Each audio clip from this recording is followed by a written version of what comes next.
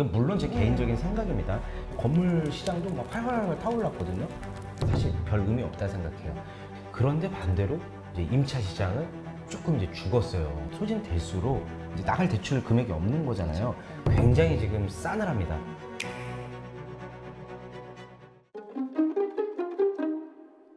안녕하세요, 빌딩디자인쌤입니다. 안녕하세요, 서현웅 맞습니다. 어제 대선 결과 보셨나요? 네. 봤습니다. 봤죠? 어떻게 예상하신 대로 되셨어요? 네, 일방적인 승리였었어요. 네. 진짜 저는 우리나라 언론에서는 거의 박빙이다. 네, 네. 근데 막상 그런 줄 선거 개표를 시작하고 나서 일방적으로 그냥 이겼더라고요. 근데 두 분은 언론 안 보고 그냥 두 분이 봐주셨으면 누가 이기실 거라 생각했어요? 저는 제가 만약 미국인이라고 하면은 당선되신 분 쪽을 선택을 네. 했을 거라고 생각을 네. 합니다. 왜냐면 그분 공약 자체가 어쨌든 자국민을 위한 네. 정책이 엄청 많았어요. 제가 미국인이었더라면 그렇게 투표를 했을 것 같아요, 저도. 네. 이번에 언론에서 또 금리 얘기가 많이 있던데 아, 맞아요. 최근에 지금 뭐 금리적으로 뭐 부동산 시장에 또 변화가 있다는데 어떤 게 있었어요? 10월 달에 네. 0.25포인트가 이제 금리가 네. 내렸잖아요. 우리나라 기준금리가. 네. 내림으로써 인해서 이제 많은 이제 그 대출을 갖고 계셨던 분들이 본인의 대출도 내려가거나 혹은 내가 이제 뭔가를 새로 구입하는 데 있어서 새로운 신규 대출을 받을 때 이제 금리 인하가 될 거를 이제 예상을 했는데 금리 인하를 한 이후에 신규 대출이나 대환 대출이나 실제 소비자들한테는 더 올라간 게 사실입니다. 막 0.1, 0.2 이 정도 올라간 수준이 아니고 실제로 이제 그 대출을 받으시는 분들 저희가 잔금 나가는 거 보면은 0.5에서 많으면 1까지도 올라가더라고요. 아니 어떻게 떨어진 금리가 어떻게 갑자기 팍 이렇게 올라갈 수 있는 거예요? 기준금리가 있고 그리고 은행에서 정하는 이제 CD금리 가상금리가 네. 있어요. 이제 은행에서 이제 가상금리를 붙이는데 이제 은행도 이제 연간 네. 매년 이제 뭐 주택 부분 뭐 아니면은 그 상업용 임대용 부분 이쪽으로 나갈 그 기업 대출 뭐 네. 등등등 해서 연간 나갈 이제 대출 액수가 이제 정해집니다. 연초에 정해지는데 예산이. 지금 이제 그것들이 한도가 소진될수록 이제 나갈 대출 금액이 없는 거잖아요. 그러면은 이제 아무래도 그 비싸게 내보내는 거죠. 네. 금리를. 근데 조건도 굉장히 까다롭게 보고. 근데 올해 같은 경우는 사실 지금은 다시 이제 어려운 시장이 또 왔지만 그 얼마 전까지만 하더라도 잠깐 반짝했었어요. 아파트 거래량이 갑자기 늘어나면서 최고가 다시 찍고 정고점을 뚫고 근데 시장이 다시 좋아지고 건물 시장도 막 활활 타올랐거든요. 그러면서 이제 또 대출들이 또 많이 또 소진이 또 됐나 봐요, 실제로. 맞아요. 이제 한도는 얼마 안 남았고 그런 상황에서 대출은 나가야 되고 그러다 보니까 이제 비싸게 나가지 않았나 하는 생각입니다. 대출을 살짝 풀어주니까 갑자기 집값이 미친 듯이 올라가잖아요. 아, 맞아요. 네. 그러면 정부 입장에서는 어찌됐건 계속 대출을 옥죄일 수밖에 없을 것 같은데 맞아요. 내년에도 막 쉽게 푸는 걸 되게 어려워할 것 같거든요. 물론 제 개인적인 생각입니다. 저는 어차피 은행에서 한도가 끝났기 때문에 사실 별 의미 없다 생각해요. 근데 규제가 계속 1월, 2월, 3월 계속 된다고 생각해 보세요. 보통 은행들이 연초에 이제 예산이. 확 이제 풉니다. 좀 이제 이벤트와 이 프로모션과 이 연초에 이제 영업을 쫙 해요. 그래가지고 싹 소진하고 좀 아껴놨다가 하반기 이제 3분기 때 한번 또 풀고 이제 4분기 때는 거의 이제 끝났다고 보면 돼요. 지금이 4분기잖아요. 이게 내년에 똑같이 시작이 될 건데 예를 들어 내년에 1분기 때 이게 만약에 규제가 걸려 있는 상황이야. 그러다가 보면은 이제 대출이 안 나가겠죠. 그러다가 이제 갑자기 4월이나 5월, 6월 이 중에 풀리게 되면은 공격성 있게 대출이 확 잘 나오지 않을까 금리가 하는 생각이에요. 네, 지금까지 네. 흐름을 보면 사실 이렇게 규제를 하다가 또 이제 이게 너무 또 계속 이 규제만은 할 수가 없기 때문에 맞아요. 또 완화를 해주고 이제 그런 흐름이 있는 것 같습니다. 네. 우리가 2년 전, 3년 전에 꼬마 빌딩 시장이 한참 붐이 있었잖아요. 그때 보면 대한민국의 다주택자들이 아파트로 돈을 벌다가 아파트가 규제가 막히고 그 갈 돈이 다 꼬마 빌딩 시장으로 왔었잖아요. 네. 근데 지금 보면 정부가 대출을 계속 줄인다는 거는 결국 주거용 아파트를 못 사게 막는 건데 그럼 또 돈은 계속 돌아야 될 거 아니에요. 맞아요. 그럼 그 돈들은 지금 어디로 갈 거라고 보세요? 주거용 상품에는 이제 더 이상 투자를 할 수가 없으니까 이제 어찌됐든 이 상업용, 수익형 이런 부동산 쪽으로 이제 넘어오지 않을까 하는 생각이 이제 큽니다. 네, 주식을 투자도 같이 하시는 분도 계시겠지만 부동산 투자의 경험을 해보신 분들은 어쨌든 부동산으로 투자를 하시려고 하시다 보니까 이쪽으로도 또 많이 넘어오실 것 같습니다. 뭐 이렇게 아파트를 막아버리면 더 이상 아파트를 사람들이 살 수가 없잖아요. 그럼 사람들이 결국 전월세에 들어가면 아파트 가격은 올라갈 수밖에 없는 거잖아요. 그럼 반대로 이 빌딩 시장에도 그게 접목이 되는 건지 저는 그게 또 궁금하거든요. 사실 빌딩 시장 같은 경우에는 규제를 받아본 거는 없어요. 근데 예를 들어 이제 세무적으로 예규가 바뀌어서 거래를 하지 못하게 되는 경우는 있었고요. 하지만 정부가 뭔가 이 상업용 부동산 시장을 규제를 한다 이런 거는 없었어요. 가장 크게 비중을 차지하는 거는 시장이 거래가 많고 적고를 판단하는 거는 보통 금리였었어요. 이게 이제 연초냐 연말이냐 이거에 따라 이제 거래량도 달랐고요. 네. 이제 우리가 건물을 살 때 수익률에 근거해서 건물 가격이 또 산정이 되잖아요. 네.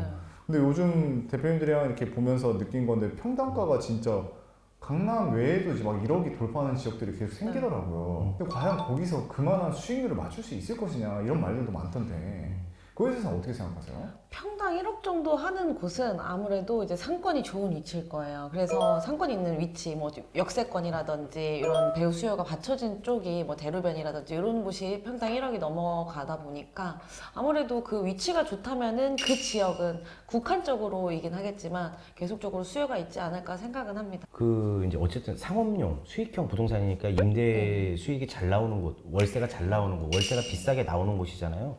예를 들자면 성수동 같은데 연무장길 가봐요. 팝업을 거기는 와 진짜 그렇게 임대료 비싼지 몰랐어요 저는. 강남보다 비싸죠. 근데 사람도 엄청나게 많고 진짜 저 깜짝 놀랐고 그 다음에 예를 들어 요즘 다시 살아난 명동 상권 명동에 또 그렇게 다시 그렇게 외국인들이 많더라고요.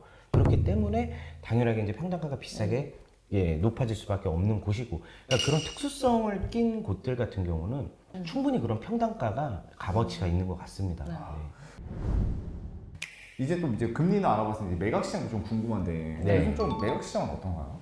9월 달에 조금 잠잠했다가 또 다시 조금 거래는 되고 있습니다. 저희가 이제 이번 달에만 해도 일반적인 중개도 많이 했거든요. 그래서 좀 거래는 되고 있다라고 말씀드리고 싶고 강남 외 지역도 저희가 거래를 좀 했습니다. 그래서 금액이 지금 호가는 조금 거래가 안 되지만 조금 이제 낮춰지면은 거래는 되고 있습니다. 그래서 매수자분들이 지금은 살려고 준비는 하고 있는데 타이밍을 노려보시다가 아 이제 들어가야 되겠다 이렇게 생각하시는 분들은 지금 매입하시고 있는 상황입니다.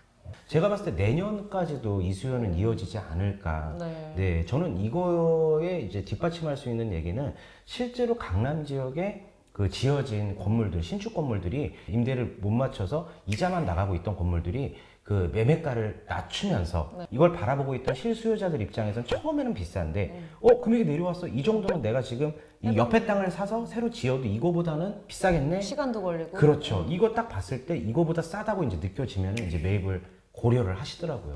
그런데 반대로 이제 임차 시장은 조금 이제 죽었어요. 임대 시장이 왜 이렇게 갑자기 좀 안 좋아졌나 좀 생각을 좀 해보니까 저희가 이제 자꾸 이런 얘기를 했잖아요. 네, 월세 내실 돈으로 이자를 내시고 그냥 사옥을 가지셔라.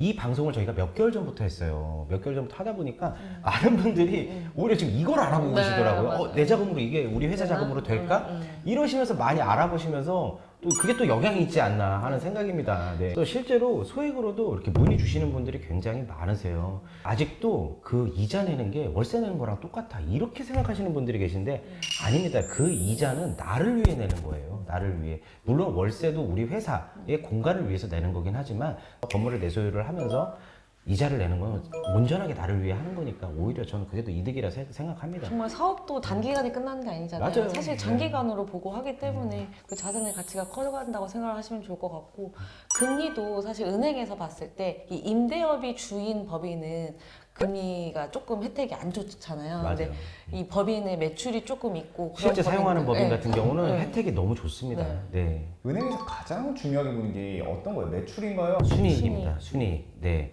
매출이 있으면은 나가는 경비가 또 있잖아요. 다 빠지고 그다음 순이익이잖아요. 네. 이 순이익을 봅니다. 그리고 3년치를 봐요. 예를 들어 첫 해에는 뭐 예를 들어 20억 했는데 뭐 1억이 남았어.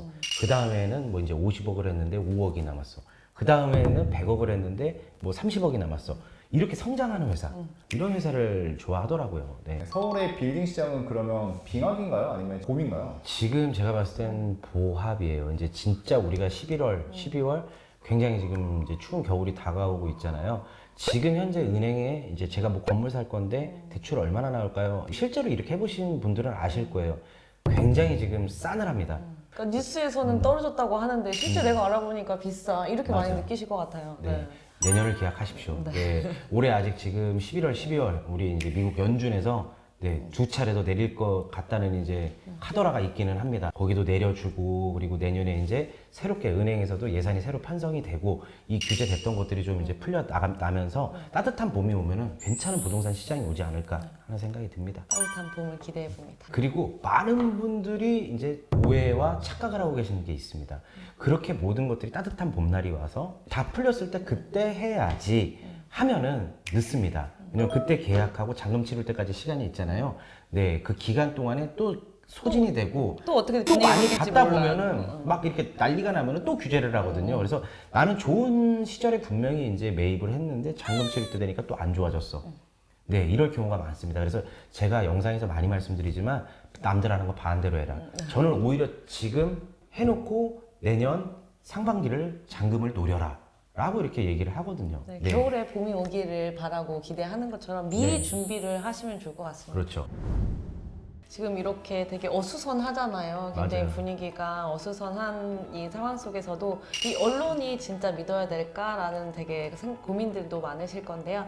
이건 정말 결과는 현장에 가서 직접 보시고 들어보셔야 알기 때문에 눈으로 확인을 하시기를 바라겠습니다. 네, 언론에서 얘기하는 게 다가 아닙니다. 정말 팩트 체크는 현장에서 꼭 하셔야 되고요. 아무래도 큰 돈이 들어가는 일생일대의 투자거나 혹은 내 집 마련이거나 내 건물 마련이니까 반드시 현장에서 팩트 체크 2번, 3번, 4번 반드시 하십시오. 급하게 사실 필요 하나도 없고요. 제가 말씀드렸던 이 사이클만 잘 적용을 해서 여러분들이 뭔가 부동산을 구매를 하신다면은 네, 그래도 괜찮게 그래도 나름 선방하지 않을까 하는 생각입니다. 그리고 제 얘기만 듣고 또 이렇게 하지 마시고요. 반드시 꼭 팩트 체크를 다시 한 번 더 2번, 3번 꼭 하시길 바라겠습니다.